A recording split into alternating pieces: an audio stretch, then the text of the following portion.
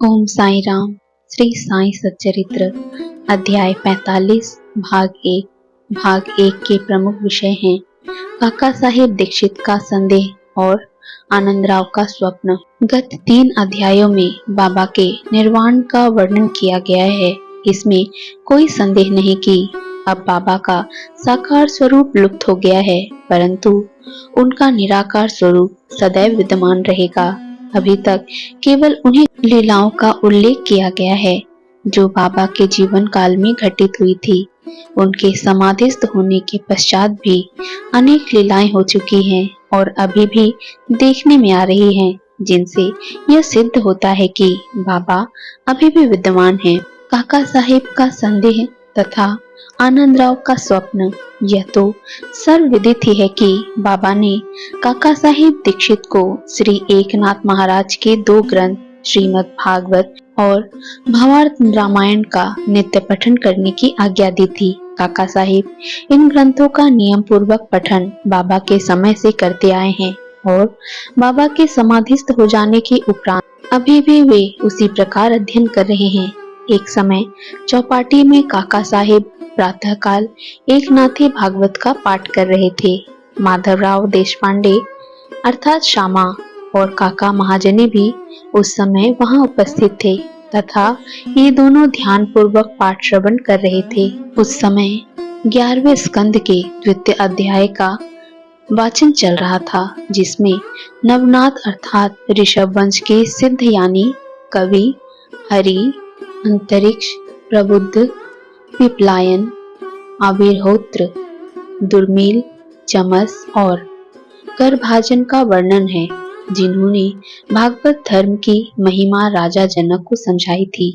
राजा जनक ने इन नवनाथों से बहुत महत्वपूर्ण प्रश्न पूछे और इन सभी ने उनकी शंकाओं का बड़ा संतोषजनक समाधान किया था। अर्थात कवि ने भागवत धर्म, हरि ने भक्ति की विशेषताएं, अंतरिक्ष ने माया क्या है, प्रबुद्ध ने माया से मुक्त होने की विधि, पिपलायन ने परब्रह्म के स्वरूप, आविर्होत्र ने कर्म के स्वरूप, दुर्मिल ने परमात्मा के अवतार और इसके कार्य, चमस ने नास्तिक की मृत्यु के पश्चात की गति एवं करभाजन ने कलिकाल में भक्ति की पद्धतियों का यथाविधि वर्णन किया है।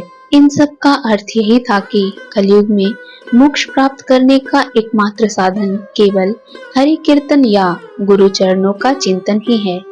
पठन समाप्त होने पर काका साहेब बहुत निराशापूर्ण स्वर में माधवराव और अन्य लोगों से कहने लगे कि नवनाथों की भक्ति पद्धति का क्या कहना है, परंतु उसे आचरण में लाना कितना दुष्कर है। नाथ तो सिद्ध थे, परंतु हमारे समान मूर्खों में इस प्रकार की भक्ति का उत्पन्न होना क्या कभी संभव हो सकता है? अनेक जन्म धारण करने पर भी वैसी भक्ति की प्राप्ति नहीं हो सकती, तो फिर हमें मोक्ष कैसे प्राप्त हो सकेगा? ऐसा प्रतीत होता है कि हमारे लिए तो कोई आशा ही नहीं है। माधवराव को यह निराशावादी धारणा अच्छी न लगी। वे कहने लगे कि हमारा अहोभाग्य है, जिसके फलस्वरूप ही हमें साई सदृश अमूल्य हीरा हाथ लग गया है। इस प्रकार निराशा का राग अलापना उचित नहीं है। यदि तुम्हें बाबा पर अटल विश्वास है तो फिर इस प्रकार चिंतित होने की आवश्यकता ही क्या है? माना कि नवनाथों की भक्ति अपेक्षाकृत अधिक दृढ़ और प्रबल होगी, परंतु क्या हम लोग भी प्रेम और स्नेह पूर्वक भक्ति नहीं कर रहे हैं? क्या बाबा ने अधिकार पूर्ण वाणी में नहीं कहा है कि श्री हरि या गुरु के नाम जाप से मोक्ष की प्राप्ति होती है? तब फिर भय और चिंता का स्थान ही कहाँ रह जाता है? परंतु फिर भी माधवराव के वचनों से काका साहेब का समाधान ना हुआ। वे फिर भी दिन भर व्यग्र और चिंतित ही बने रहे। यह विचार उनके मस्तिष्क में बार बार चक्कर काट रहा था कि किस विधि से नवनाथों के समान भक्ति की प्राप्ति संभव हो सकेगी। एक महाशय जिनका नाम आनंदराव पांडे था, माधवराव को ढूंढते ढूंढते वहां आ पहुंचे। उस समय भागवत का पाठन हो रहा था। श्री पाखाडे भी माधवराव के समीप ही जाकर बैठ गए और उनसे धीरे धीरे कुछ वार्ता करने लगे।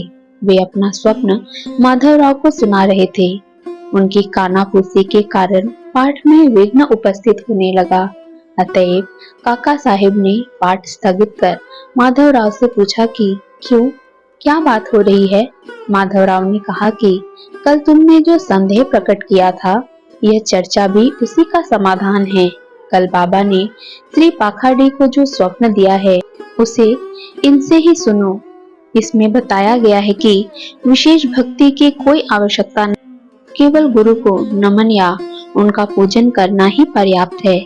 सभी को स्वप्न सुनने की तीव्र उत्कंठा थी और सबसे अधिक काका साहेब को। सभी के कहने पर श्री पाखाडी अपना स्वप्न सुनाने लगे, जो इस प्रकार है। ओम साईं राम।